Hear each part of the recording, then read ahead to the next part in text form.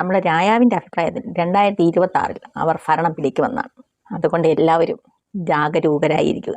വ്യക്തിപരമായ ഒരാവശ്യങ്ങളും ചർച്ച ചെയ്യുന്ന അല്ലെങ്കിൽ പരിഗണിക്കുന്ന ഒരു വേദിയെ അല്ല, കാരണം അതെൻ്റെ കൺട്രോളിലുള്ളതല്ല. അങ്ങനെ ന്യായപരമായിട്ട് ജനാധിപത്യ സംവിധാനത്തിൽ ഊന്നി അങ്ങനെ വ്യക്തികൾക്ക് തലോടൽ വേണമെങ്കിൽ കേരളത്തിന് ഭാരതീയ ജനതാ പാർട്ടിയുടെ ഒരു മുഖ്യമന്ത്രി ഉണ്ടാവണം, ഒരു മന്ത്രിസഭ ഉണ്ടാവണം. 2026 അത് സംഭവിച്ചാൽ 2027 മുതൽ അതിൻ്റെ നന്മ നിങ്ങൾ അറിയും, കേരളം അറിയും.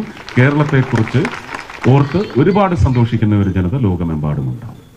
ഇത് വാഗ്ദാനമല്ല, ഇത് ഇന്ത്യയിൽ തെളിയിച്ചതാണ്.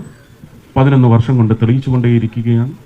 ഇനിയും ദശാബ്ദങ്ങളോളം അത് തെളിയിച്ചുകൊണ്ടേയിരിക്കും. തിളക്കം നന്ദി.